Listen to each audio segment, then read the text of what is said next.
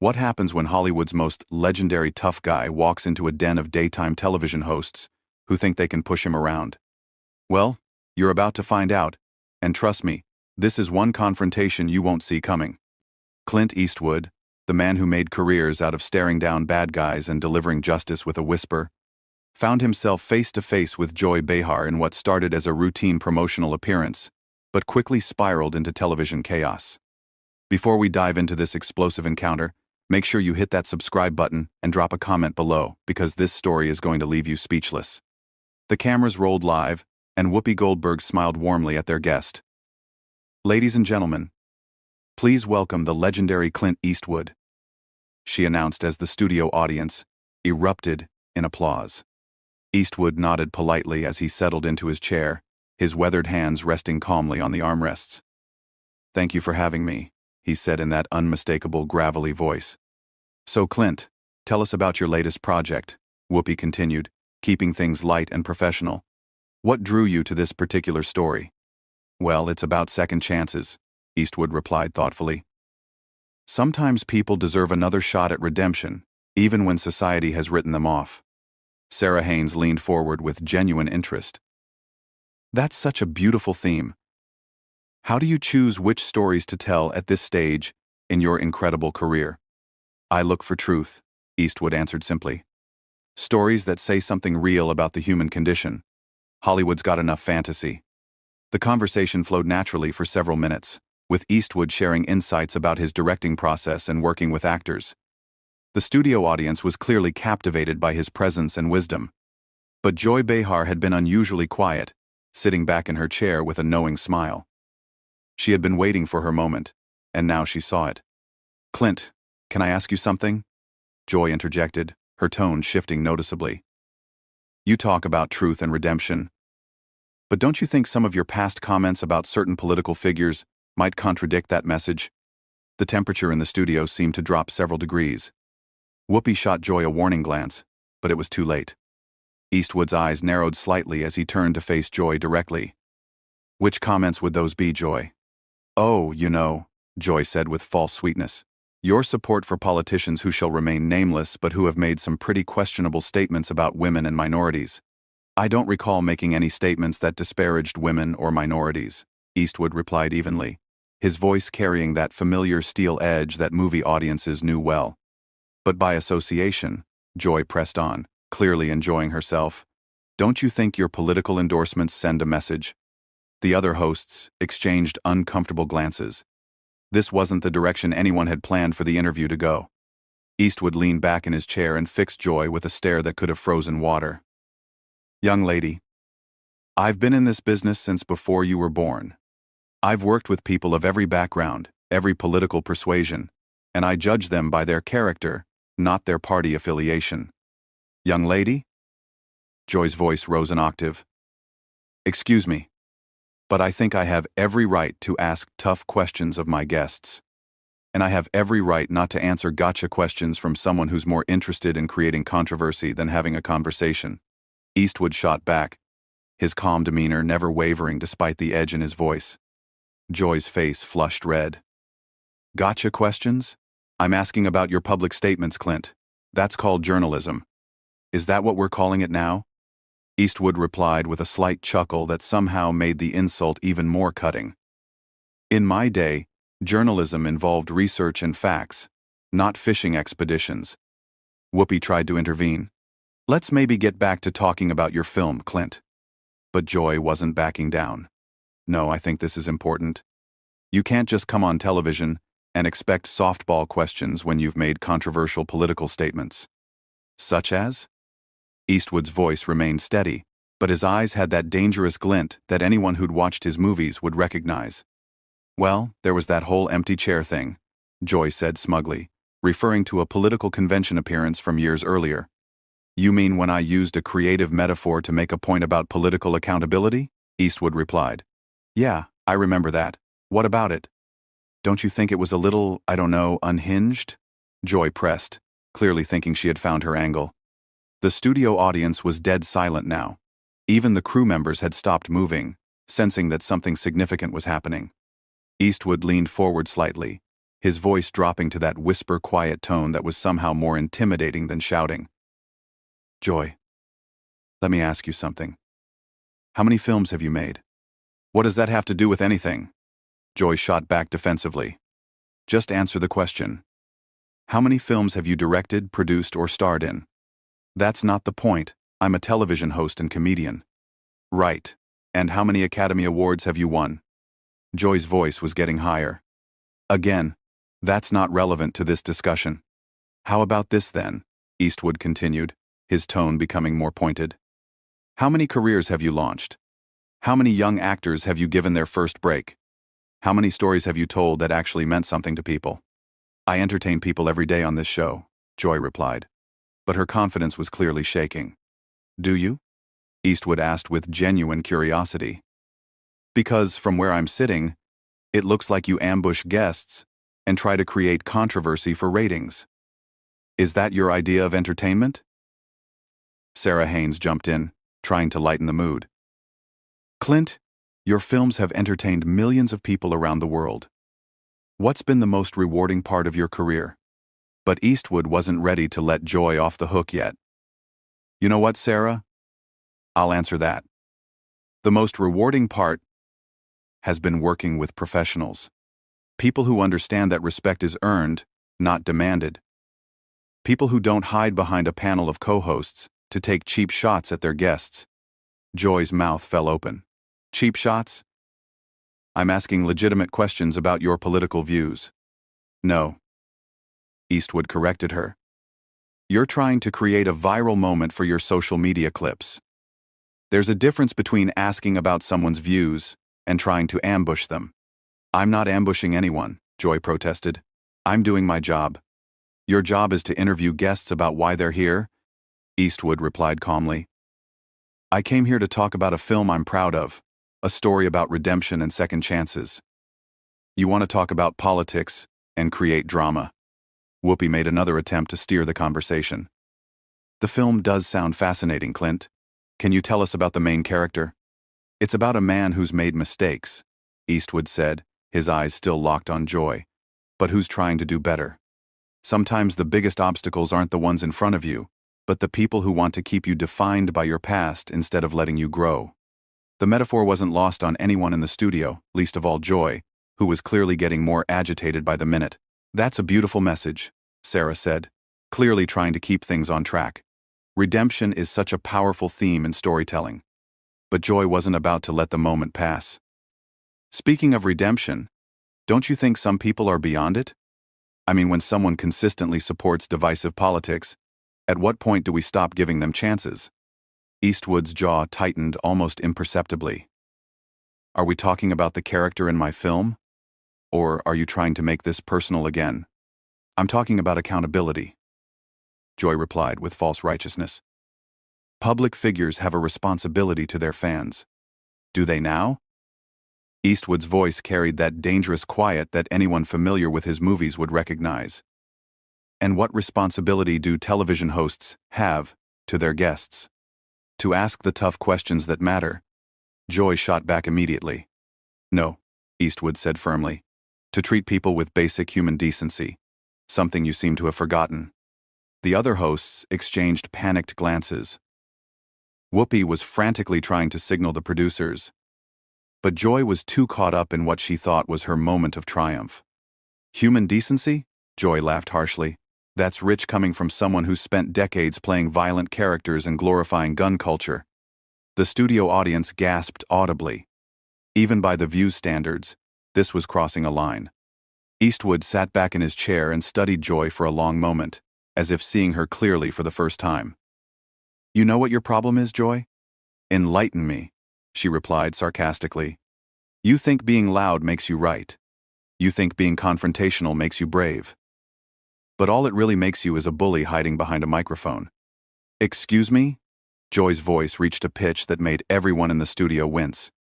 "You heard me," Eastwood continued, his voice remaining steady and controlled.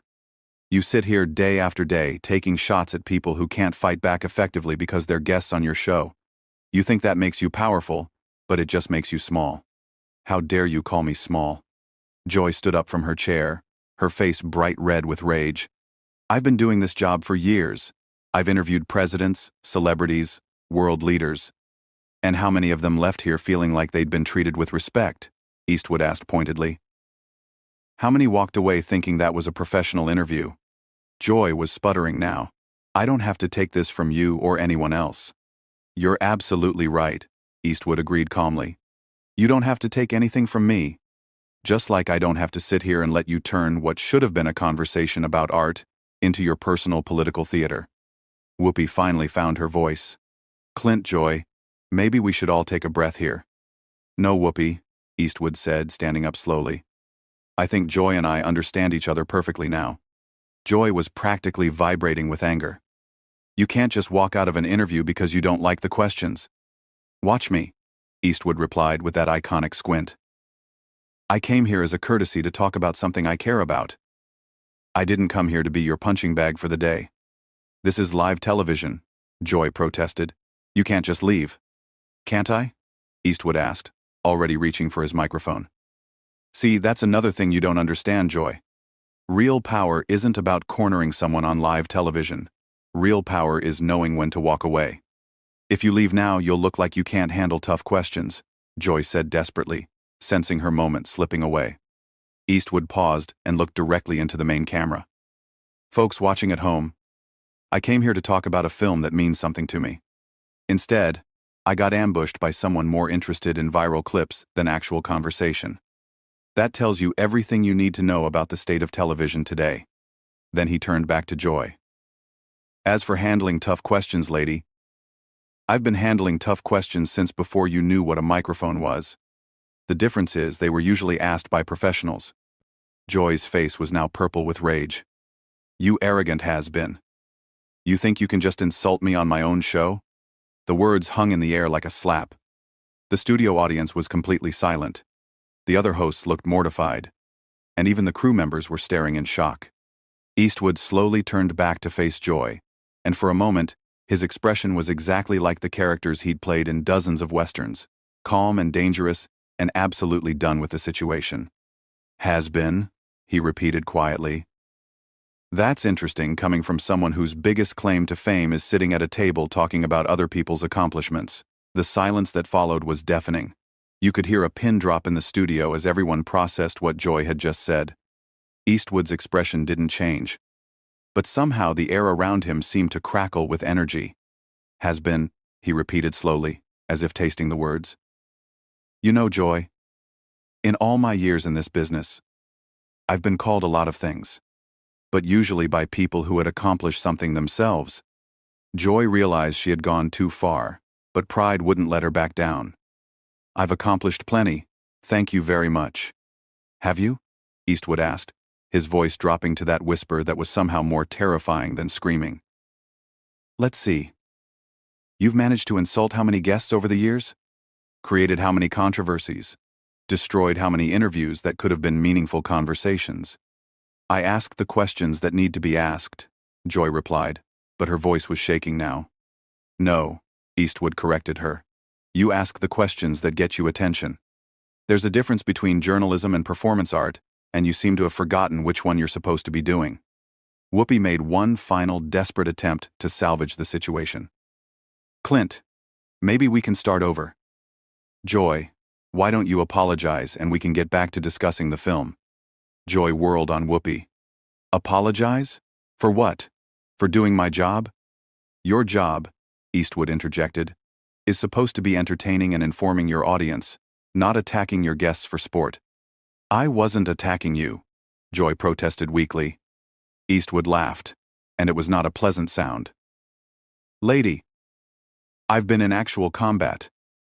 I know what an attack looks like. The difference is, when someone attacked me in the service, at least they had the courage to do it to my face instead of hiding behind a television show format." The other hosts were now openly staring at Joy with expressions ranging from embarrassment to disgust. Sarah looked like she wanted to crawl under the table. Even the studio audience was shifting uncomfortably in their seats. "You think you're so tough," Joy said, her voice breaking slightly. "Well, let me tell you something, Mr. Eastwood. This is my house. These are my rules. And if you don't like my questions, you can leave." Eastwood smiled, and it was the coldest smile anyone in that studio had ever seen. Your house? Your rules? You know what, Joy?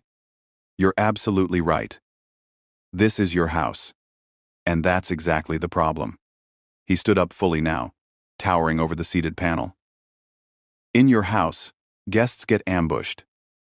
In your house, disagreement means disrespect. In your house, creating drama is more important than creating understanding. Well, congratulations. You've built yourself quite a house there. Joy was practically sputtering. If you think you can just waltz in here and lecture me about television, you've got another thing coming. I'm not lecturing you about television, Eastwood replied calmly. I'm pointing out that what you do isn't television. It's a circus, and you're the head clown. The gasp from the audience was audible. Even by daytime television standards, this was unprecedented. How dare you? Joy shrieked, completely losing any pretense of professionalism. How dare you come on my show and insult me like this? Your show? Eastwood looked around at the other hosts. Funny, I thought this was supposed to be a panel show with multiple hosts. Turns out it's just the Joy Behar Ego Hour with some backup singers. Whoopi finally found her backbone. Clint, that's enough. Joy, you need to calm down right now. But Joy was beyond reason. Don't tell me to calm down, Whoopi. This man comes in here with his holier-than-thou attitude and thinks he can disrespect me on national television. The only person who's shown disrespect here, Eastwood said quietly, is you. From the moment I sat down, you've been looking for a fight instead of having a conversation. I was doing my job, Joy repeated, but the words sounded hollow now. No. Eastwood shook his head slowly.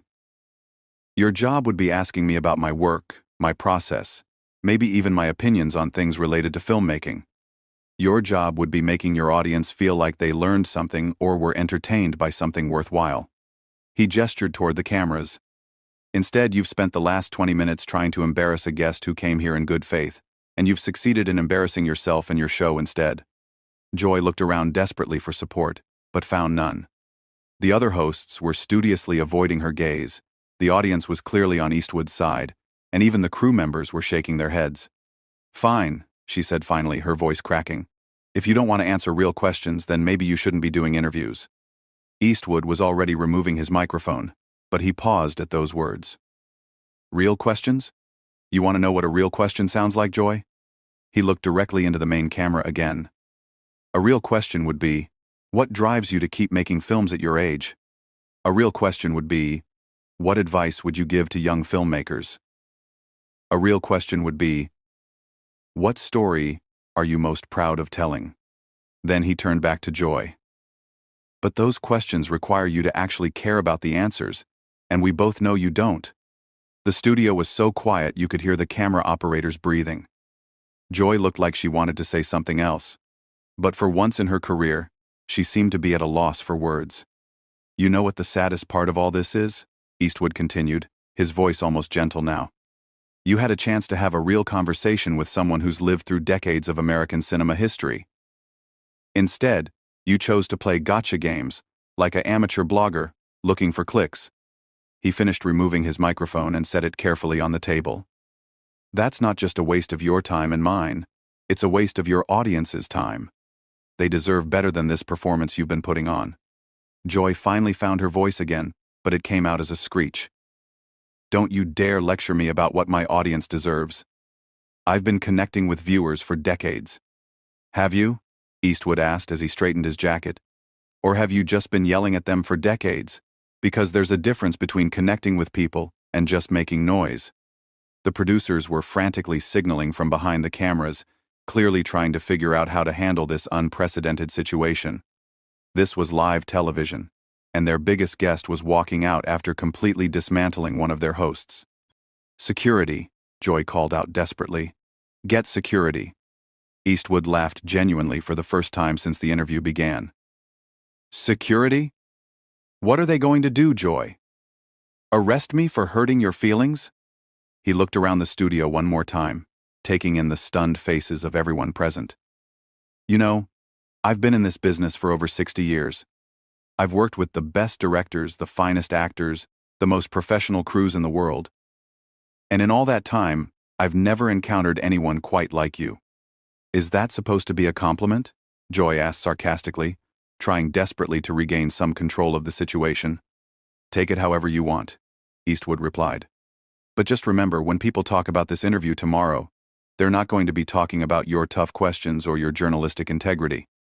They're going to be talking about how you completely lost your composure and embarrassed yourself on live television. With that devastating final blow, Clint Eastwood walked calmly toward the studio exit, leaving behind a panel of stunned hosts, a shocked audience, and one completely humiliated Joy Behar, who was still trying to figure out how she had lost control so completely.